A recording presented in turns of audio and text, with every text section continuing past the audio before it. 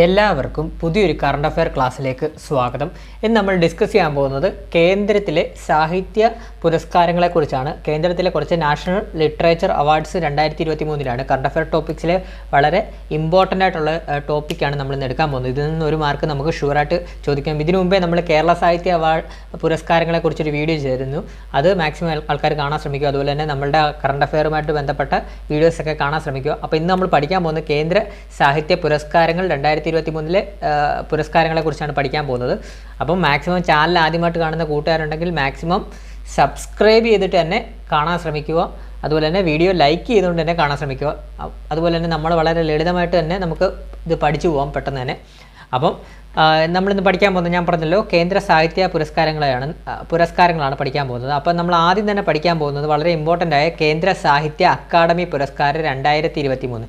അപ്പോൾ കേന്ദ്ര സാഹിത്യ അക്കാദമി പുരസ്കാരം 2023 നമ്മൾ ആദ്യമായിട്ട് പഠിക്കാൻ പോകുന്നത്. ഫസ്റ്റ് അവാർഡ് പഠിക്കാൻ പോകുന്നത് ഇന്ന് പഠിക്കാൻ പോകുന്ന ആദ്യ അവാർഡ്. അപ്പോൾ ഏതാണെന്ന് നോക്കാം.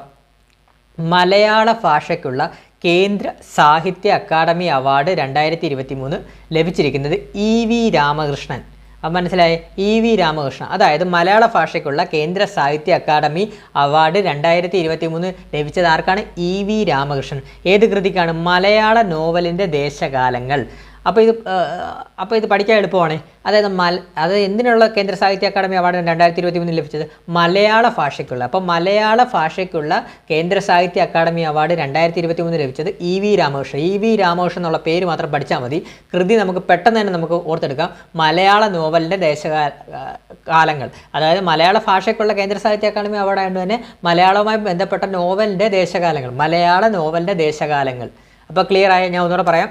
മലയാള ഭാഷയ്ക്കുള്ള കേന്ദ്ര സാഹിത്യ അക്കാദമി അവാർഡ് 2023 ആർക്കാണ് ലഭിച്ചത്?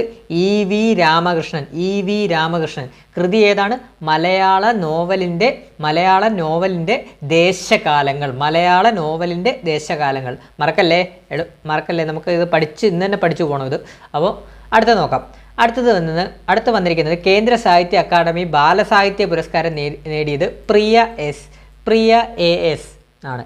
അപ്പം പ്രിയ AS ആണ് നമ്മുടെ കേന്ദ്ര സാഹിത്യ അക്കാദമി ബാലസാഹിത്യ പുരസ്കാരം. കേന്ദ്ര സാഹിത്യ അക്കാദമിയുടെ ബാലസാഹിത്യ പുരസ്കാരം മലയാളം വിഭാഗത്തിൽ നേടിയതാരാണ്? പ്രിയ AS. അപ്പം 2023 കേന്ദ്ര സാഹിത്യ അക്കാദമി ബാലസാഹിത്യ പുരസ്കാരം മലയാളം വിഭാഗത്തിൽ നിന്ന് നേടിയതാരാണ്? പ്രിയ AS. അത് ബാലസാഹിത്യ കൃതി ആയതുകൊണ്ട് തന്നെ കൃതിയുടെ പേരെങ്ങനെ വരും? പെരുമഴയത്തെ കുഞ്ഞിത്തളുകൾ. അതായത് കുഞ്ഞി എന്നുള്ളൊരു വാക്ക് കേട്ടിട്ടുണ്ടല്ലോ. ബാലസാഹിത്യം എന്ന് പറയുമ്പോൾ കുഞ്ഞു പിള്ളേരുടെയാണല്ലോ. അപ്പോൾ അതുകൊണ്ട് ഓർത്തു വെക്കുക, പെരുമഴയത്തെ കുഞ്ഞിത്താളുകൾ ഓർത്തു വെച്ചോ. അപ്പം കേന്ദ്ര സാഹിത്യ അക്കാദമി ബാലസാഹിത്യ പുരസ്കാരം മലയാളം 2023 ലഭിച്ചത് ആർക്കാണ്? പ്രിയ AS. പ്രിയ ASൻ്റെ ഏത് കൃതിക്കാണ് പ്രിയ ASന് ലഭിച്ചത്? പെരുമഴയത്തെ കുഞ്ഞിത്താളുകൾ. അപ്പോൾ കുഞ്ഞിത്താളുകൾ എന്നുള്ളത് അവിടെ വെച്ച് നിങ്ങൾ മൈൻഡിൽ മാർക്ക് ചെയ്തോ. പെരുമഴയത്തെ കുഞ്ഞിത്താളുകൾ. കുഞ്ഞി എന്നുള്ള വേർഡ് കേൾക്കുമ്പോൾ തന്നെ ബാലസാഹിത്യം കൊച്ചുകുട്ടികളുമായിട്ടല്ലേ ബന്ധപ്പെടുന്നത്. അതുകൊണ്ട് എളുപ്പം തന്നെ നമുക്ക് ഓർത്തു വെക്കാം. പെരുമഴയത്തെ കുഞ്ഞിത്താളുകൾ. അപ്പോൾ ഈ പെരുമഴയത്തെ കുഞ്ഞിത്താളുകൾ എന്ന് പറഞ്ഞാൽ എന്തിനെ ബേസ് ചെയ്തുള്ളതാണ്? ഇതൊക്കെ സ്റ്റേറ്റ്മെൻ്റ് ആയിട്ട് ചോദിക്കാൻ ചാൻസ് കൂടുതലാണ്. 2018 വെള്ളപ്പൊക്കത്തിൻ്റെ പശ്ചാത്തലത്തിൽ എഴുതിയ പുസ്തകമാണ്. അപ്പം പെരുമഴയത്തെ കുഞ്ഞിത്താളുകൾ എന്ന പുസ്തകം പ്രിയ AS എഴുതാൻ കാരണം എന്താണ്?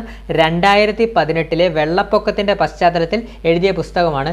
ഈ പുസ്തകത്തിന് 2020 കേരള സാഹിത്യ അക്കാദമി പുരസ്കാരം ഈ പുസ്തകത്തിന് ലഭിച്ചു. അപ്പോൾ ഒന്നുകൂടെ പറയാം. കേന്ദ്ര സാഹിത്യ അക്കാദമി ബാലസാഹിത്യ പുരസ്കാരം മലയാളം വിഭാഗത്തിൽ നേടിയതാരാണ്? പ്രിയ AS. കൃതി ഏതാണ്? പെരുമഴയത്തെ കുഞ്ഞിത്താളുകൾ. ക്ലിയർ ആയേ? അടുത്തെന്ന് പറഞ്ഞാൽ കേന്ദ്ര സാഹിത്യ അക്കാദമി യുവ പുരസ്കാരം മലയാളം വിഭാഗത്തിൽ നിന്ന് നേടിയത് ഗണേഷ് പുത്തൂർ. അപ്പോൾ എന്താണ് പറയുന്നത്? കേന്ദ്ര സാഹിത്യ അക്കാദമി യുവ പുരസ്കാരം. അപ്പോൾ കേന്ദ്ര അക്കാദമി പുരസ്കാരത്തെക്കുറിച്ചാണ് നമ്മൾ പറയുന്നത്. അതിനകത്തെ യുവ പുരസ്കാരം മലയാളം വിഭാഗത്തിൽ 2023 നേടിയതാരാണ്? ഗണേഷ് പുത്തൂർ. അപ്പോൾ ഗണേഷ് പുത്തൂറിന് ഇത് കിട്ടാൻ സാധ്യതയുള്ള കവിതാ സമാഹാരം ഏതാണ്? അച്ഛൻ്റെ അലമാര. അപ്പോൾ അത് എന്താണ്? അപ്പോൾ ഇത് പഠിക്കാൻ പെട്ടെന്നൊരു ഇതുള്ളത്. അതായത് ഗണേഷ് പുത്തൂർ എന്നുള്ള പേര് നിങ്ങൾ പഠിച്ചു വെക്കുക.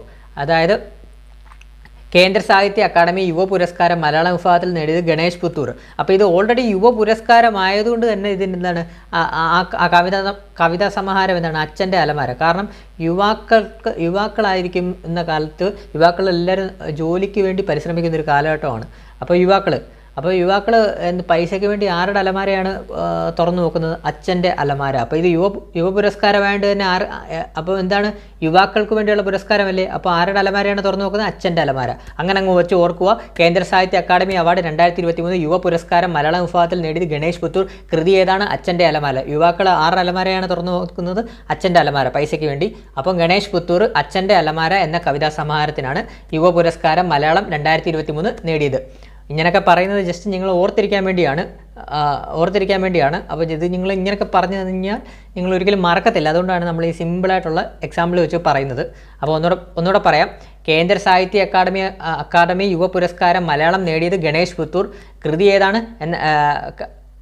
അച്ഛൻ്റെ അലമാര. യുവ പുരസ്കാരമായിട്ട് തന്നെ അച്ഛൻ്റെ അലമാര. യുവ പുരസ്കാരം ഗണേഷ് പുത്തൂർ അച്ഛൻ്റെ അലമാര എന്ന കവിതാ സമാഹാരത്തിന് ആണ് ലഭിച്ചത്. അടുത്തത് 2023 മലയാള ഭാഷയ്ക്കുള്ള കേന്ദ്ര സാഹിത്യ അക്കാദമി വിവർത്തന പുരസ്കാരം ആർക്കാണ് ലഭിച്ചത്? PK രാധാമണി. അപ്പോൾ എന്താണ് 2023 മലയാള ഭാഷയ്ക്കുള്ള കേന്ദ്ര സാഹിത്യ അക്കാദമി വിവർത്തന പുരസ്കാരം ലഭിച്ചത് PK രാധാമണി. വിവർത്തനം എന്ന് പറഞ്ഞാൽ എന്താണ്? ട്രാൻസ്ലേഷൻ. അപ്പോൾ ട്രാൻസ്ലേഷൻ ചെയ്ത പുസ്തകത്തിൻ്റെ പേരെന്താണ്? അക്ഷരങ്ങളുടെ നിഴലിൽ. നമ്മൾ ഈ ഗൂഗിൾ ട്രാൻസ്ലേറ്ററും കാര്യങ്ങളും എല്ലാം നമ്മൾ ട്രാൻസ്ലേഷൻ ചെയ്ത് നോക്കുമ്പോൾ നമ്മൾ എന്തൊക്കെയാണ് നോക്കുന്നത്? അക്ഷരങ്ങളല്ലേ ട്രാൻസ്ലേറ്റ് ചെയ്ത് നോക്കുന്നത്, അക്ഷരങ്ങൾ അടിച്ചല്ലേ ട്രാൻസ്ലേറ്റ് ചെയ്യുന്നത്. അപ്പം അത് വെച്ച് തന്നെ ഓർക്കുക, ട്രാൻസ്ലേഷൻ അഥവാ വിവർത്തനം എന്ന് കേൾക്കുമ്പോൾ തന്നെ നമുക്ക് അക്ഷരങ്ങളുടെ ആ ഒരു ബേസ് നമുക്ക് പെട്ടെന്ന് തന്നെ കിട്ടിക്കഴിഞ്ഞാൽ, നമുക്കൊരു ലോജിക്ക് വന്നു കഴിഞ്ഞാൽ പെട്ടെന്ന് തന്നെ കിട്ടും. അപ്പോൾ വിവർത്തനം എന്ന് വിവർത്തനം തന്നെ ഈ 2023 മലയാളം ഭാഷയ്ക്കുള്ള കേന്ദ്ര സാഹിത്യ അക്കാദമി വിവർത്തന പുരസ്കാരം ആർക്കാണ് ലഭിച്ചത്? PK രാധാമണി. നിങ്ങൾ ഈ ലഭിച്ചവരുടെ പേര് മാത്രം അങ്ങ് പഠിച്ചു വെക്കുക, അങ്ങ് ബൈഹാർട്ടാക്കി കാണാതെ അങ്ങ് പഠിച്ചു വെക്കുക. അതുപോലെ തന്നെ ഈ അവരുടെ കൃതികൾ അതിനുള്ളിൽ തന്നെ നിങ്ങൾക്ക് പെട്ടെന്ന് തന്നെ ലോജിക്കലി കണ്ടെത്താൻ കഴിയുന്ന കൃതികളാണ് 2023 ലഭിച്ചിരിക്കുന്നത്. അതുകൊണ്ട് തന്നെ അക്ഷരങ്ങളുടെ നിഴൽ എന്ന് പറയുമ്പോൾ വിവർത്തനം അഥവാ ട്രാൻസ്ലേഷൻ കേൾക്കുമ്പോൾ തന്നെ നമ്മുടെ മൈൻഡിൽ വരുന്നതാണ് അക്ഷരങ്ങൾ ഉപയോഗിച്ചല്ലേ ട്രാൻസ്ലേറ്റ് ചെയ്യുന്നത്. അങ്ങനെ അങ്ങ് ഓർത്ത് നോക്കുക, അക്ഷരങ്ങളുടെ നിഴലിൽ. ക്ലിയർ ആയേ? അടുത്തത് ഇംഗ്ലീഷ് ബാലസാഹിത്യം സുധാമൂർത്തി. കൃതി ഏതാണ്? Grand parents bags of stories. അതായത് കേന്ദ്ര സാഹിത്യ അക്കാദമി പുരസ്കാരം 2023 ഇംഗ്ലീഷ് വിഭാഗത്തിലെ ബാലസാഹിത്യ പുരസ്കാരം ആർക്കാണ് ലഭിച്ചത്? സുധാമൂർത്തി. ആ പേര് ഓർത്ത് നോക്കണേ. ഇംഗ്ലീഷ് ബാലസാഹിത്യ പുരസ്കാരം 2023 ആർക്കാണ്? സുധാമൂർത്തി. അപ്പോൾ കൃതി എന്താണ്? Grand parents bags of stories. അതായത് ഇത് ബാലസാഹിത്യമാണ്, നമ്മുടെ മലയാളം ബാലസാഹിത്യമല്ല, ഇത് ഇംഗ്ലീഷ് ബാലസാഹിത്യമാണ്. അപ്പോൾ കുറച്ചുകൂടെ നമുക്ക് സ്റ്റാൻഡേർഡ് വരണം. അതായത് ഇപ്പോൾ നമ്മളിപ്പം ഇംഗ്ലീഷിൽ എങ്ങനെയാണ് നമ്മളെ അപ്പൂപ്പന്മാരെയൊക്കെ വിളിക്കുന്നത്? ഗ്രാൻഡ് മദർ, ഗ്രാൻഡ് ഫാദർ എന്നൊക്കെ അല്ലേ. അപ്പോൾ അവരെന്താണ് ടോട്ടലി ഗ്രാൻഡ് പേരൻസ് എന്നല്ലേ. അപ്പം ഗ്രാൻഡ് പേരൻസ് CBSE സ്റ്റുഡൻസ് ആണെങ്കിൽ ഗ്രാൻഡ് പേരൻസ്, ഗ്രാൻഡ് ഫാദർ എന്നൊക്കെ അല്ലേ വിളിക്കുന്നത്. അപ്പോൾ അത് തന്നെ ഓർത്ത് നോക്കുക, ഇത് ഇംഗ്ലീഷാണ്, മലയാളം മീഡിയം അല്ല, ഇംഗ്ലീഷ് മീഡിയം ആകുമ്പോൾ ഗ്രാൻഡ് പേരൻസ്. അപ്പോൾ ഓർത്ത് നോക്കുക, ഇംഗ്ലീഷിലെ ബാലസാഹിത്യം, ഇംഗ്ലീഷിലെ ബാലന്മാരും ബാലികമാരും എന്താണ് വിളിക്കുന്നത്? ഗ്രാൻഡ് പേരൻസ് എന്നാണ് വിളിക്കുന്നത്. അപ്പോൾ ഇംഗ്ലീഷ് ബാലസാഹിത്യം 2023 ആർക്കാണ് ലഭിച്ചത്? സുധാമൂർത്തിക്ക്. കൃതി ഏതാണ്? Grand parents bags of stories. ഞാൻ പറഞ്ഞത് ക്ലിയർ ആയെന്ന് വിശ്വസിക്കുന്നു. ഇംഗ്ലീഷ് ബാലസാഹിത്യമായതുകൊണ്ട് തന്നെ ഇംഗ്ലീഷ് മീഡിയത്തിലെ ബാലന്മാർ എന്താണ് വിളിക്കുന്നത്? ഗ്രാൻഡ് പേരൻസ് എന്നാണ് വിളിക്കുന്നത്. അപ്പം ഗ്രാൻഡ് പേരൻസ്. അപ്പോൾ ഇംഗ്ലീഷ് ബാലസാഹിത്യം 2023 ലഭിച്ചതാർക്കാണ്? സുധാമൂർത്തി. കൃതി ഏതാണ്? Grand parents bags of stories. Clear ആയ? അടുത്തത് ഇംഗ്ലീഷ് യുവ പുരസ്കാരം അനിരുദ്ധ് കനിസേരി. അപ്പോൾ അതിന് ഏത് കൃതിക്കാണ്? Loads of Deccan. അപ്പോൾ ഇത് ഇച്ചിരി ഇതാണ്. എന്നാലും ഇംഗ്ലീഷ് യുവ പുരസ്കാരം അനിരുദ്ധ് കനിസേരി. അപ്പോൾ യുവാക്കളുടെയൊക്കെ ഒരു ഹരമായിട്ടുള്ളൊരു മ്യൂസിഷ്യൻ അല്ലേ അനിരുദ്ധ് എന്ന് പറഞ്ഞൊരു മ്യൂസിഷ്യൻ. അനിരുദ്ധ് രവിചന്ദ്രനെ നിങ്ങളെല്ലാവർക്കും അറിയാമല്ലോ. ഒരു നമ്മൾ പാൻ ഇന്ത്യൻ ലെവലിൽ അറിയപ്പെടുന്ന ഒരു മ്യൂസിക് ഡയറക്ടർ അല്ലേ. അപ്പോൾ ഇതുപോലെ തന്നെ ഈ ഇംഗ്ലീഷ് യുവ പുരസ്കാരം, അതായത് ഇംഗ്ലീഷ് യുവ പുരസ്കാരം അനിരുദ്ധ് കനിസേരി. അപ്പം ഇംഗ്ലീഷ് യുവ പുരസ്കാരം യുവാക്കളുടെ ഹരമാണ് അനിരുദ്ധ്. ഓർത്തു വെച്ചോ, യുവാക്കളുടെ ഹരമാണ് അനിരുദ്ധ്. അപ്പോൾ ഇംഗ്ലീഷ് അദ്ദേഹം പാൻ ഇന്ത്യ ആകുമ്പോൾ ഇംഗ്ലീഷാണ് വരുന്നതല്ലോ. അങ്ങനെ അങ്ങ് ഓർത്ത് വെച്ചോ. ഇംഗ്ലീഷ് യുവ പുരസ്കാരം അനിരുദ്ധ് കനിസേരി, യുവാക്കളുടെ ഹരമാണ് അനിരുദ്ധ്. അപ്പോൾ ഇംഗ്ലീഷ് യുവ പുരസ്കാരം 2023 അനിരുദ്ധ് കനിസേരി. കൃതി ഏതാണ്? Loads of Deccan. അപ്പോൾ നമുക്ക് കേന്ദ്ര സാഹിത്യ അക്കാദമി പുരസ്കാരം ഒന്നുകൂടെ ഒന്ന് പറയാം. മലയാള ഭാഷയ്ക്കുള്ള കേന്ദ്ര സാഹിത്യ അക്കാദമി അവാർഡ് 2023 ആർക്കാണ് കിട്ടിയത്? EV രാമകൃഷ്ണൻ. നമ്മൾ പഠിച്ചതാണ് EV രാമകൃഷ്ണൻ 2023. അപ്പോൾ കൃതി ഏതാണ്? മലയാള നോവലിൻ്റെ ദേശകാലങ്ങൾ. അപ്പം മലയാള ഭാഷയ്ക്കുള്ളതാണ് കേന്ദ്ര സാഹിത്യ അക്കാദമി അവാർഡ് ആയതുകൊണ്ട് തന്നെ മലയാള നോവലിൻ്റെ ദേശകാലങ്ങൾ കേട്ടോ. മലയാള ഭാഷയ്ക്കുള്ളതായിട്ട് മലയാള നോവലിൻ്റെ ദേശകാലങ്ങൾ. ക്ലിയർ ആയി? അപ്പം ആർക്കാണ് കിട്ടിയത്? EV രാമകൃഷ്ണൻ. അതുപോലെ തന്നെ കേന്ദ്ര സാഹിത്യ അക്കാദമി ബാലസാഹിത്യ പുരസ്കാരം ആർക്കാണ്? പ്രിയ AS. ബാലസാഹിത്യ പുരസ്കാരം മലയാളം ആർക്കാണ്? പ്രിയ AS. നമ്മൾ പറഞ്ഞു ബാലസാഹിത്യമായിട്ട് തന്നെ പെരുമഴയത്തെ കുഞ്ഞിത്താളുകൾ ക്ലിയർ ആയി. അതുപോലെ തന്നെ കേന്ദ്ര സാഹിത്യ അക്കാദമി യുവ പുരസ്കാരം മലയാളം നേടിയത്, കേന്ദ്ര സാഹിത്യ അക്കാദമി യുവ പുരസ്കാരം മലയാളം വിഭാഗത്തിൽ നേടിയതാരാണ്? ഗണേഷ് പുത്തൂർ. അപ്പോൾ യുവാവായതുകൊണ്ട് തന്നെ അച്ഛൻ്റെ അലമാര കയറി നോക്കണം പൈസയ്ക്ക് വേണ്ടി. അപ്പോൾ ഓർത്ത് വെച്ചോ. അപ്പോൾ കൃതി ഏതാണ്? കവിതാ സമാഹാരം ഏതാണ്? അച്ഛൻ്റെ അലമാര. അടുത്തത് വിവർത്തനത്തിനുള്ള കേന്ദ്ര സാഹിത്യ അക്കാദമി മലയാള ഭാഷയ്ക്കുള്ള കേന്ദ്ര സാഹിത്യ അക്കാദമി വിവർത്തന പുരസ്കാരം ആർക്കാണ്? PK രാധാമണി. വിവർത്തനം ചെയ്തതാണ് അക്ഷരങ്ങളുടെ നിഴലിൽ. വിവർത്തനം എന്ന് പറഞ്ഞാൽ എന്താണ്? ട്രാൻസ്ലേഷൻ. അത് അപ്പോൾ വിവർത്തനം ചെയ്യണം എന്തൊക്കെ വേണം? അക്ഷരങ്ങളാണ് വേണം. അപ്പോൾ അക്ഷരങ്ങളുടെ നിഴലിൽ. ക്ലിയർ ആയി? അതുപോലെ തന്നെ ഇംഗ്ലീഷ് ബാലസാഹിത്യം സുധാമൂർത്തി. കൃതി grand parents of stories. English പഠിക്കുന്ന ബാലന്മാരുള്ളതുകൊണ്ട് തന്നെ അവർ എന്താണ് പേരൻസിനെ വിളിക്കുന്നത്? Grand parents. English grand parents, grand മാ എന്നൊക്കെയല്ലേ വിളിക്കുന്നത്. അപ്പോൾ അതുകൊണ്ട് തന്നെ സുധാമൂർത്തി എഴുതിയ ഇംഗ്ലീഷ് ബാലസാഹിത്യത്തിലെ കൃതിയുടെ പേരെന്താണ്? Grand parents bags of stories. അതുപോലെ തന്നെ ഇംഗ്ലീഷ് യുവ പുരസ്കാരം അനിരുദ്ധ് കനിസേതി. യുവാക്കളുടെ ഹരമാണ് അനിരുദ്ധ്. അതുകൊണ്ട് തന്നെ ഇംഗ്ലീഷ് യുവ പുരസ്കാരം അനിരുദ്ധ് കനിസേതി. കൃതി ഏതാണ്? Loads of Deccan. എല്ലാവർക്കും ക്ലിയർ ആയെന്ന് വിശ്വസിക്കുന്നു. അപ്പോൾ അടുത്ത ടോപ്പിക്കിലോട്ട് പോവാം. അടുത്ത പഠിക്കാൻ പോകുന്നത് നമ്മൾ കേന്ദ്ര സംഗീത നാടക അക്കാദമി പുരസ്കാരം 2023. അപ്പോൾ എന്താണ്? കേന്ദ്ര സംഗീത നാടക അക്കാദമി പുരസ്കാരം നേടിയ പ്രമുഖരാരൊക്കെയാണെന്ന് നോക്കാം. ബോംബെ ജയശ്രീ കർണാടക സംഗീതം. എന്താണ്? കർണാടക സംഗീതം. നെയ്വേലി നാരായണൻ കർണാടക സംഗീതം മൃദംഗം വിഭാഗത്തിൽ. അതുപോലെ തന്നെ മാർഗി വിജയകുമാർ കഥകളി. അതുപോലെ പല്ലവി കൃഷ്ണൻ മോഹിനിയാട്ടം. PK കുഞ്ഞിരാമൻ ചെണ്ട. വേണു G കലാരംഗത്തെ സമഗ്ര സംഭാവന. ഈ മാർഗി വിജയകുമാർ ഏത് വിഭാഗത്തിലുള്ളതെന്ന് പ്രീവിയസ് ആയിട്ട് ചോദിച്ചിട്ടുള്ളതാണ്. അപ്പം ഇവരെന്താണ് ഏത് വിഭാഗത്തിൽ നിന്നുള്ളതാണെന്ന് ചോദിക്കാൻ വളരെയധികം ചാൻസ് കൂടുതലാണ്. ഒന്നുകൂടെ പറയാം. കേന്ദ്ര സംഗീത നാടക അക്കാദമി പുരസ്കാരം 2023. ബോംബെ ജയശ്രീ കർണാടക സംഗീതം. നെയ്വേലി നാരായണൻ കർണാടക സംഗീതം മൃദംഗം. മാർഗി വിജയകുമാർ കഥകളി. പല്ലവി കൃഷ്ണൻ മോഹിനിയാട്ടം. PK കുഞ്ഞിരാമൻ ചെണ്ട.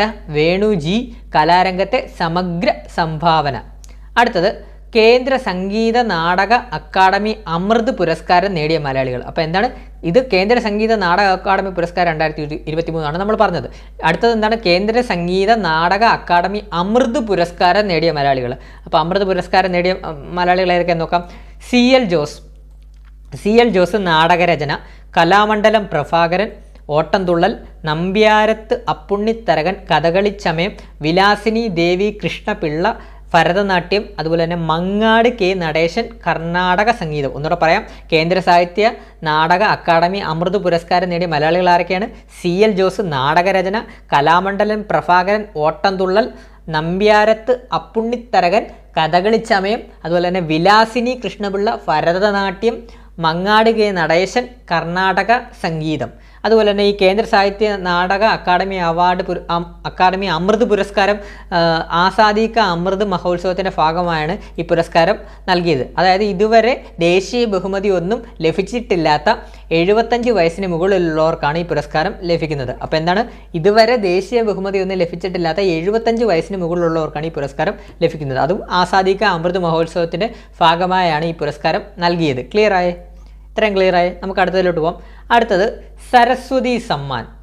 നമുക്ക് എന്താ പഠിക്കാൻ? സരസ്വതി സമ്മാൻ. 33ാമത് സരസ്വതി സമ്മാന ജേതാവ് 2023 ആരാണ്? പ്രഭാവർമ്മ. കൃതി ഏതാണ്? രൗദ്ര സ്വാത്വികം. അപ്പം 33ാമത് സരസ്വതി സമ്മാന ജേതാവ് 2023 ആരാണ്? പ്രഭാവർമ്മ. കൃതി ഏതാണ്? രൗദ്ര സ്വാത്വികം. രൗദ്ര സാത്വികം. അപ്പോൾ ഈ പ്രഭാവർമ്മ എന്നുള്ള പേരൊക്കെ തന്നെ നല്ലൊരു എടുപ്പുള്ളൊരു പേരല്ലേ. അപ്പോൾ അതുപോലെ തന്നെ അദ്ദേഹത്തിൻ്റെ കൃതിയും രൗദ്രഭാവമായിട്ടുള്ളൊരു പേരല്ലേ പ്രഭാവർമ്മ എന്ന് പറയുന്ന പ്രൗഢിയോ. അപ്പോൾ അദ്ദേഹത്തിൻ്റെ കൃതിയും അങ്ങനെയുള്ള ആ ഒരു രീതിയിലുള്ള കൃതിയായിരിക്കും എന്ന് ഓർത്ത് വെച്ചോ. രൗദ്ര സ്വാത്വികം, പ്രഭാവർമ്മ രൗദ്ര സാത്വികം. അപ്പോൾ ഒന്നുകൂടെ പറയാം, 33ാമത് സരസ്വതി സമ്മാന ജേതാവ് 2023 ലഭിച്ചത് ആർക്കാണ്? പ്രഭാവർമ്മ. കൃതി ഏതാണ്? രൗദ്ര സ്വാത്വികം പ്രഭാവർമ്മ. ക്ലിയർ ആയി. അതുപോലെ തന്നെ 2022 ലഭിച്ചത് ശിവശങ്കരിക്ക്. അപ്പോൾ 2022 സരസ്വതി സമ്മാൻ ലഭിച്ച ആർക്കാണ്? 32ാമത് സരസ്വതി സമ്മാൻ 2022 ലഭിച്ച ആർക്കാണ്? ശിവശങ്കരി ഒരു തമിഴ് എഴുത്തുകാരിയാണ്. അപ്പം ശിവശങ്കരിക്ക് ഓർമ്മക്കുറിപ്പ് സൂര്യവംശം എന്ന കൃതിക്കാണ് ലഭിച്ചത്. ക്ലിയർ കേട്ടല്ലോ, അത് ജസ്റ്റ് ഓർത്തിരുന്നാൽ മതി. 2022 ലഭിച്ചത് ശിവശങ്കരിക്കാണ്. ചോദിക്കാൻ ചാൻസ് കൂടുതൽ 2023 അപ്പം 33ാമത് സരസ്വതി സമ്മാന ജേതാവ് 2021 ലഭിച്ചത് ആർക്കാണ്? പ്രഭാവർമ്മ. കൃതി രൗദ്ര സ്വാത്വികം. 2022 ശിവശങ്കരിക്കാണ്. അതുപോലെ തന്നെ സരസ്വതി സമ്മാൻ്റെ സമ്മാനത്തുക എന്ന് പറയുന്നത് 15 ലക്ഷം രൂപയാണ്. അപ്പം സരസ്വതി സമ്മാൻ്റെ സമ്മാനത്തുക എത്രയാണ്? 15 ലക്ഷം രൂപയാണ് സരസ്വതി സമ്മാനം വരുന്നത് കേട്ടോ. അടുത്തത് വ്യാസ പുരസ്കാരം. അടുത്തത് നമ്മൾ പഠിക്കാൻ പോകുന്നത് വ്യാസ പുരസ്കാരം എന്താണെന്ന് നോക്കാം. 33ാമത് വ്യാസ സമ്മാൻ 2023 ലഭിച്ചത് ആർക്കാണ്? പുഷ്പഭാരതി. അപ്പോൾ പുഷ്പഭാരതിക്കാണ് വ്യാസ സമ്മാൻ 2023 ലഭിച്ചത്. അപ്പോൾ കൃതി ഏതാണ്? യാദേൻ ഔർ യാദേൻ. ഇമ്പോർട്ടൻ്റ് ആണ്, ഇത് ചോദിക്കാൻ ചാൻസ് കൂടുതലാണ്. 33ാമത് വ്യാസ സമ്മാൻ 2023 ലഭിച്ചത് ആർക്കാണ്? പുഷ്പഭാരതിക്ക്. കൃതി യാദേൻ ഔർ യാദേൻ. അതായത് ഇത്ര നിങ്ങൾ ജസ്റ്റ് ഓർത്ത് വെച്ചാൽ, നമ്മൾ ഈ അല്ലു അർജുൻ്റെ ഒരു പടം കണ്ടിട്ടില്ലേ, പുഷ്പ എന്ന് പറഞ്ഞ്, അത് കാണാത്തവരായിട്ട് ആരുമില്ലല്ലോ. അപ്പോൾ അത് വെച്ച് അങ്ങ് കണക്ട് ചെയ്ത് ഓർത്താൽ മതി. നമ്മൾ എപ്പോഴും നമുക്ക് പുഷ്പ എന്നുള്ള സിനിമയിലെ അല്ലു അർജുൻ്റെ ഡയലോഗ്സും ആ മാസ സീൻസും ഒക്കെ നമുക്ക് എപ്പോഴും നമ്മുടെ ഓർമ്മയിലോട്ട് വരും. അപ്പോൾ ഈ യാദേൻ ഔർ യാദേൻ എന്ന് പറഞ്ഞതിൻ്റെ മലയാളം മീനിങ് എന്ന് പറഞ്ഞാൽ ഇതാണ്: ഓർമ്മയും എന്നാണ്, ഓർമ്മകൾ എന്നാണ് വരുന്നത്. അപ്പം നമുക്കെപ്പോഴും പുഷ്പ എന്നുള്ള ആ പേര് കേൾക്കുമ്പോൾ അല്ലു അർജുൻ്റെ സിനിമയാണ് ഓർമ്മ വരുന്നത്. അപ്പോൾ അതുപോലെ ഓർത്ത് വെച്ചോ, യാദേൻ്റെ മലയാളം എന്താണ്? ഓർമ്മ എന്നാണ്. അപ്പം യാദേൻ ഔർ യാദേൻ. അപ്പോൾ ഒന്നുകൂടെ പറയാം, 33ാമത് വ്യാസ് സമ്മാൻ 2023 ലഭിച്ചത് ആർക്കാണ്? പുഷ്പഭാരതിക്ക്. കൃതി ഏതാണ്? യാദേൻ ഔർ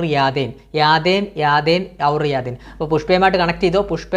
പുഷ്പയെ നമ്മളെപ്പോഴും ഓർക്കും. അല്ലു അർജുൻ അഭിനയിച്ചതുകൊണ്ട് തന്നെ, അതുപോലെ തന്നെ അതിനകത്തെ സീൻസ് എല്ലാം നമ്മൾ ഓർക്കും എപ്പോഴും. അതുകൊണ്ട് തന്നെ യാദേൻ എന്ന് പറഞ്ഞതിൻ്റെ ഹിന്ദി വേർഡിൻ്റെ മലയാള അർത്ഥം ഓർമ്മ എന്നാണ്. അപ്പോൾ യാദേൻ ഔർ യാദേൻ എന്ന് പറയുന്നത് ഓർമ്മകൾ എന്നാണ് പറയുന്നത്. മെമ്മറീസ് എന്നാണ് ഇംഗ്ലീഷിൽ വരുന്നത്. അപ്പോൾ അത് വെച്ച് അങ്ങ് ഓർത്ത് വെച്ചു. പുഷ്പഭാരതിക്ക് യാദേൻ ഔർ യാദേൻ എന്ന കൃതിക്കാണ് 33ാമത് വ്യാസ സമ്മാൻ 2023 ലഭിച്ചത്. ക്ലിയറായി? അതുപോലെ തന്നെ 32ാമത് 2022 ലഭിച്ചത് ഗ്യാൻ ചതുർവേദിക്കാണ്. കൃതി ഏതാണ്? പാഗൽഖാന. അപ്പം 32ാമത് 2022 ഗ്യാൻ ചതുർവേദിക്ക് കൃതി പാഗൽഖാന. അതുപോലെ തന്നെ അപ്പോൾ ഒന്നുകൂടെ പറയാം, വ്യാസ പുരസ്കാരം 33ാമത് വ്യാസ് സമ്മാൻ 2023 ലഭിച്ചത് ആർക്കാണ്? പുഷ്പഭാരതിക്കാണ്. കൃതി ഏതാണ്? യാദേൻ ഔർ യാദേൻ. പുഷ്പഭാരതി മറക്കല്ലേ. അപ്പോൾ അടുത്ത നമ്മൾ പഠിക്കാൻ പോകുന്നത് മൂർത്തി ദേവി പുരസ്കാരം. അടുത്ത അവാർഡ് എന്ന് പറഞ്ഞാൽ മൂർത്തി ദേവി പുരസ്കാരം. ഈ അവാർഡ് 2019 അവസാനമായിട്ട് കൊടുത്തത്. അത് കഴിഞ്ഞിട്ട് കൊടുത്തിട്ടില്ല. എന്നാലും നമ്മൾ ജസ്റ്റ് ഒന്ന് ഓർത്ത് വെച്ചു, ചോദിക്കാൻ ചാൻസ് ഉണ്ട്. PSC ചോദിച്ചിട്ടുള്ളതാണ്, എന്നാലും പഠിച്ചു വെച്ചു. അപ്പോൾ 2019 ഡോക്ടർ വിശ്വനാഥ് പ്രസാദ് തിവാരിക്കാണ് മൂർത്തി ദേവി അവാർഡ് കിട്ടിയത്. ഹിന്ദി കൃതി എന്ന് പറഞ്ഞാൽ ആസ്തി ഔർ ബാവ്തി എന്ന് പറഞ്ഞ കൃതിക്കാണ്. അപ്പോൾ ഡോക്ടർ വിശ്വനാഥ് പ്രസാദ് തിവാരിക്കാണ് 2019 മൂർത്തി ദേവി അവാർഡ് കിട്ടിയത്. സമ്മാനത്തുക 4 ലക്ഷം രൂപയാണ്. അതുപോലെ തന്നെ ബീഹാരി പുരസ്കാരം 2022 നൽകിയത്. 32ാമത് 2022 ബീഹാരി പുരസ്കാരം ആർക്കാണ് കിട്ടിയത്? ഡോക്ടർ മാധവ് ഹദ്ദ. അപ്പോൾ കൃതി ഏതാണ്? പഞ്ചിരംഗ് ചോല പഹാർ സഗീറി. വലിയൊരു പേരാണ്. കൃതിയൊന്നും ഇത് ചോദിക്കാൻ ചാൻസ് കുറവാണ്. എന്നാലും നിങ്ങൾ പഠിച്ചു വെച്ചു. ഇനി എങ്ങാനും ചോദിച്ചാലോ PSC നമുക്കൊന്നും പ്രെഡിക്റ്റ് ചെയ്യാൻ പറ്റത്തില്ല.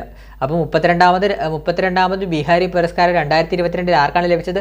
ഡോക്ടർ മാധവ് ഹദ്ദ. കൃതി പഞ്ചിരംഗ് ചോല പഹാർ സഗീറി എന്ന കൃതിക്കാണ്. അടുത്തത് വളരെ ഇമ്പോർട്ടൻ്റ് ആണ്. PSC എപ്പോഴും ചോദിക്കുന്നത് സ്ഥിരമായിട്ട് വയ്ക്കുന്ന ഒരു അവാർഡാണ് JCB സാഹിത്യ പുരസ്കാരം. വളരെ ഇമ്പോർട്ടൻ്റ് ആണ്. അതുപോലെ തന്നെ നമ്മുടെ രാജ്യത്തിലെ തന്നെ ഏറ്റവും ഉയർന്ന സമ്മാനത്തുകയുള്ള സാഹിത്യ പുരസ്കാരവുമാണ് ഈ JCB പുരസ്കാരം എന്നുള്ളത്. JCB പുരസ്കാരത്തിനുള്ള സമ്മാനത്തുക എത്രയാണ്? 25 ലക്ഷം.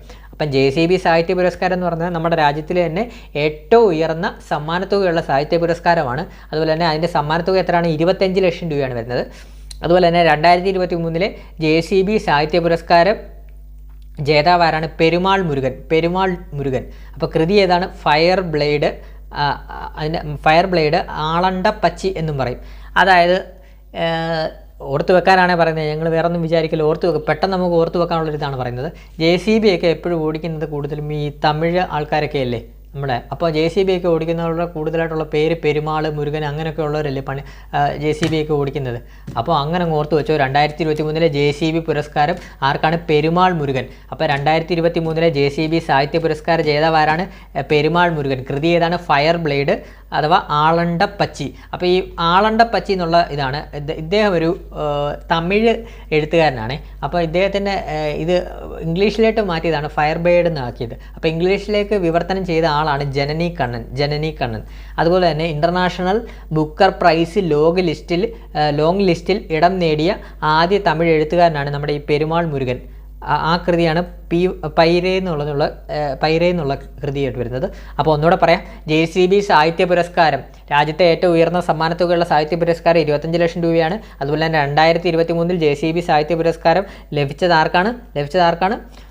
പെരുമാൾ മുരുകൻ. 2023 JCB സാഹിത്യ പുരസ്കാരം പെരുമാൾ മുരുകൻ. കൃതി ഫയർ ബേഡ് അഥവാ ആളണ്ടപ്പച്ചി. ഈ ആളണ്ടപ്പച്ചി അഥവാ ഫയർ ബേഡ് ഇംഗ്ലീഷിലേക്ക് വിവർത്തനം ചെയ്തത് ആരാണ്? ജനനി കണ്ണൻ.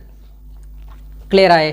ഇനി നമ്മൾ ജ്ഞാനപീഠം 2023 അപ്പോൾ ജ്ഞാനപീഠത്തെക്കുറിച്ച് നമ്മളൊരു കംപ്ലീറ്റ് ഒരു ക്ലാസ്സസ് നമ്മുടെ ചാനലിൽ ഇട്ടിട്ടുണ്ട്. അതായത് അതിനകത്ത് ജ്ഞാനപീഠത്തിൻ്റെ എല്ലാ ഇതടങ്ങുന്ന മലയാളികളും കാര്യങ്ങളും എല്ലാം നമ്മൾ ഡീറ്റെയിൽ ആയിട്ട് പറഞ്ഞിട്ടുണ്ട് ജ്ഞാനപീഠത്തിന്. അപ്പോൾ അതൊന്ന് നിങ്ങളെല്ലാവരും ഒന്ന് കാണാൻ ശ്രമിക്കുക. ഇത് നമ്മൾ ജസ്റ്റ് 2023 മാത്രമേ പറയുന്നുള്ളൂ. ബാക്കി ജ്ഞാനപീഠത്തെക്കുറിച്ചുള്ള ഫുൾ ഡീറ്റെയിൽസ് അടങ്ങുന്ന ഒരു ക്ലാസ് നമ്മൾ ഇട്ടിട്ടുണ്ട്. ഞാൻ കമൻറ്റ് ബോക്സിൽ പിൻ ചെയ്യാം. അപ്പോൾ ഇപ്പം നമുക്ക് പഠിക്കാനുള്ളത് 2023 ജ്ഞാനപീഠം ആണ്. നമ്മൾ ഓൾറെഡി പറഞ്ഞതാണ് 58ാമത് ജ്ഞാനപീഠ പുരസ്കാര ജേതാക്കളാണ് 2023. അപ്പോൾ 58ാമത് ജ്ഞാനപീഠ പുരസ്കാരമാണ് 2023. അപ്പോൾ 2 പേർക്കാണ് ലഭിച്ചത്. ഒന്ന് ഗുൽസാറിനും ഉറുദു സാഹിത്യകാരനായ ഗുൽസാറിനും, അതുപോലെ തന്നെ രണ്ടാമത്തേത് സംസ്കൃത സാഹിത്യകാരനായ സ്വാമി രാമഭദ്രാചാര്യക്കുമാണ് കിട്ടിയത്. അപ്പോൾ ഗുൽസാർ എന്ന് നോക്കാം. ഗുൽസാർ ഉറുദു എന്ന് ഞാൻ പറഞ്ഞിരുന്നു. അതുപോലെ തന്നെ ഗുൽസാർ എന്ന് പറഞ്ഞ ആൾക്ക് കേന്ദ്ര സാഹിത്യ അക്കാദമി അവാർഡ് 2002 പത്മഭൂഷൺ 2004 ദാദാസാഹിബ് ഫാൽക്കെ അവാർഡ് 2013 ലഭിച്ചിട്ടുണ്ട്. അതുപോലെ തന്നെ 2009 ഓസ്കാർ ലഭിച്ച സ്ലംഡോങ് മില്യനെയറിലെ ജയ് ഹോ എന്ന ഗാനത്തിൻ്റെ രചയിതാവ് ഇദ്ദേഹമാണ്, ഗുൽസാറാണ്. മറക്കല്ലേ, ഗുൽസാറിൻ്റെ ജീവചരിത്രമാണ് ബികാസ് കി ഈസ്. അപ്പോൾ അത് എഴുതിയത് മേഘ്ന ഗുൽസാറാണ്. അപ്പോൾ ഉറുദു ഭാഷയ്ക്കുള്ള 5ാമത് ജ്ഞാനപീഠം ആണ് ഇദ്ദേഹത്തിന് ലഭിച്ചത്. അപ്പോൾ ഇതൊക്കെ എങ്ങനെ ക്വസ്റ്റ്യൻ വരാമെന്ന് പറഞ്ഞാൽ ഇനിയിപ്പോൾ നമുക്കറിയാം കറണ്ട് അഫെയർ വരെ സ്റ്റേറ്റ്മെൻ്റ് ആയിട്ട് മാറിയിട്ടുണ്ട് PSCയിൽ. അപ്പോൾ ഇനി PSCയിൽ വരുമ്പോൾ താഴെ കൊടുത്തിരിക്കുന്ന ഗുൽസാറുമായി 58ാമത് ജ്ഞാനപീഠ പുരസ്കാരം നേടിയ ഗുൽസാറുമായി ബന്ധപ്പെട്ട ശരിയായ സ്റ്റേറ്റ്മെൻറ്റുകൾ ഏതെന്നൊക്കെ ചോദിച്ചുകൊണ്ട് ഇങ്ങനെ ചോദ്യം വരും. അതായത് അദ്ദേഹത്തിൻ്റെ ഈ കേന്ദ്ര സാഹിത്യ അക്കാദമിയുടെ ഇയർ തെറ്റിച്ചുകൊണ്ട് ചോദിക്കും. അതായത് 2009 ഓസ്കാർ എന്നുള്ളതൊക്കെ തെറ്റിച്ചൊക്കെ ചോദിക്കും. അപ്പോൾ ഇത് മാക്സിമം നമ്മൾ പഠിച്ചു വെച്ചാൽ നമുക്ക് ആ ഒരു മാർക്ക് ഷുവറായിട്ട് കിട്ടും. ഈ ജ്ഞാനപീഠം വളരെ ഇമ്പോർട്ടൻ്റ് ആയിട്ടുള്ള ടോപ്പിക്കാണ്. കറണ്ട് അഫെയർ പാർട്ടിൽ ചോദിക്കാൻ വളരെയധികം ചാൻസ് കൂടുതലാണ്. അപ്പം ഒന്നുകൂടെ പറയാം, ഗുൽസാർ ഉറുദു ആണ്. കേന്ദ്ര സാഹിത്യ അക്കാദമി അവാർഡ് 2002 ലഭിച്ചു. പത്മഭൂഷൺ 2004 ലഭിച്ചു. ദാദാസാഹേബ് ഫാൽക്കെ അവാർഡ് 2013 ലഭിച്ചിട്ടുണ്ട്. അതുപോലെ തന്നെ 2009 ഓസ്കാർ ലഭിച്ച സ്ലംഡോഗ് മില്യനെയറിലെ ജയ് ഹോ എന്ന ഗാനത്തിൻ്റെ രചയിതാവ് ഗുൽസാറിൻ്റെ ജീവചരിത്രമാണ് ബികാസ് ഹി ഈസ്. അത് എഴുതിയത് മേഘന ഗുൽസാറാണ്. ഉറുദു ഭാഷയ്ക്കുള്ള 5ാമത് ജ്ഞാനപീഠമാണ്. അപ്പോൾ എത്രാമതാണ്? 5ാമത് ജ്ഞാനപീഠമാണ് ഉറുദു ഭാഷയ്ക്കുള്ളത് ഗുൽസാറിന് ലഭിച്ചത്. രണ്ടാമത് നമ്മൾ പറഞ്ഞിരുന്നു സ്വാമി രാമഭദ്രാചാര്യ സംസ്കൃതം. അപ്പോൾ സ്വാമി രാമഭദ്രാചാര്യയെക്കുറിച്ചാണ്. അദ്ദേഹം സംസ്കൃത ഭാഷയിൽ നിന്ന് ജ്ഞാനപീഠം നേടിയ 2ാമത്തെ വ്യക്തിയാണ് ഈ സ്വാമി രാമഭദ്രാചാര്യ. അതുപോലെ തന്നെ ട്രക്കോമ കാരണം കാഴ്ച നഷ്ടപ്പെട്ടു. അപ്പോൾ ട്രക്കോമ കാരണം കാഴ്ച നഷ്ടപ്പെട്ട ആർക്കാണ്? ഏത് ജ്ഞാനപീഠ ജേതാവിനാണ്? സ്വാമി രാമഭദ്രാചാര്യ. ഇമ്പോർട്ടൻ്റ് ആണ്, ഇതൊക്കെ ചോദിക്കാൻ ചാൻസ് കൂടുതലാണ്. അപ്പോൾ ട്രക്കോമ കാരണം കാഴ്ച നഷ്ടപ്പെട്ട ജ്ഞാനപീഠ ജേതാവ് ആരാണ്? സ്വാമി രാമഭദ്രാചാര്യ. അതുപോലെ തന്നെ പത്മഭൂഷൺ 2015 പത്മവിഭൂഷൺ 2015, കേന്ദ്ര സാഹിത്യ അക്കാദമി അവാർഡ് 2005, കേന്ദ്ര സാഹിത്യ അക്കാദമി ഫെലോഷിപ്പ് 2021 എന്നിവ ലഭിച്ചിട്ടുണ്ട്. അപ്പോൾ ഒന്നുകൂടെ പറയാം, സ്വാമി രാമഭദ്രാചാര്യ സംസ്കൃതം ഭാഷയിൽ നിന്ന് ജ്ഞാനപീഠം നേടുന്ന രണ്ടാമത്തെ വ്യക്തി. അതുപോലെ തന്നെ ട്രക്കോമ കാരണം കാഴ്ച നഷ്ടപ്പെട്ടു ഇദ്ദേഹത്തിന്, സ്വാമി രാമഭദ്രാചാര്യക്ക്. അതുപോലെ തന്നെ പത്മഭൂഷൺ 2015, പത്മവിഭൂഷൺ 2015, കേന്ദ്ര സാഹിത്യ അക്കാദമി അവാർഡ് 2005, കേന്ദ്ര സാഹിത്യ അക്കാദമി ഫെലോഷിപ്പ് 2021 ഇദ്ദേഹത്തിന് ലഭിച്ചിട്ടുണ്ട്. അപ്പോൾ ഇത്രയും വേണം നമ്മൾ ജ്ഞാനപീഠം 2023 ബന്ധപ്പെട്ട ഇത്രയും കേന്ദ്രത്തിലെ പ്രധാന സാഹിത്യ പുരസ്കാരങ്ങൾ നമ്മൾ ഇന്ന് ഡിസ്കസ് ചെയ്തിരുന്നു. അതുപോലെ തന്നെ ഇതോടെ ഓർത്ത് വെച്ചോ, ജ്ഞാനപീഠ പുരസ്കാരം 2022 കിട്ടിയത് ദാമോദർ മൗസയ്ക്കാണ്. നമുക്കറിയാം, നമ്മൾ ഓൾറെഡി പണ്ട് പഠിച്ചിട്ടുള്ളതാണ്. ദാമോദർ മൗസയ്ക്കാണ് 2022 ജ്ഞാനപീഠ പുരസ്കാരം കിട്ടിയത്. അദ്ദേഹത്തിൻ്റെ ഗോവൻ നോവലിസ്റ്റും അതുപോലെ തന്നെ കൊങ്ങിണി സാഹിത്യകാരനുമാണ്. അത് ജസ്റ്റ് ഒന്ന് ഓർത്തിരുന്നാൽ മതി. ഇനിയിപ്പം ദാമോദർ മൗസയോടെ ചോദിക്കത്തില്ല, ഇനി 2023 ചോദിക്കത്തുള്ളൂ. അപ്പം മാക്സിമം നമ്മൾ എല്ലാ പോയിന്റും കേന്ദ്ര സാഹിത്യ അക്കാദമി അവാർഡുമായിട്ട് ബന്ധപ്പെട്ട പ്രധാന അവാർഡുകളെല്ലാം നമ്മൾ ഇന്ന് ഡിസ്കസ് ചെയ്തു. അപ്പം ഇനി എന്താണ് ചെയ്യേണ്ടതെന്ന് പറഞ്ഞാൽ, കേരള സാഹിത്യ അക്കാദമിയുടെ ക്ലാസ് നമ്മൾ ഇട്ടിട്ടുണ്ട്, അതുകൂടെ മാക്സിമം കാണാൻ ശ്രമിക്കുക. അതുപോലെ തന്നെ കറണ്ട് അഫെയറുമായിട്ട് ബന്ധപ്പെട്ട LDC ലെവലിലുള്ള എല്ലാ ക്ലാസ്സസും നമ്മൾ ചെയ്യുന്നുണ്ട്.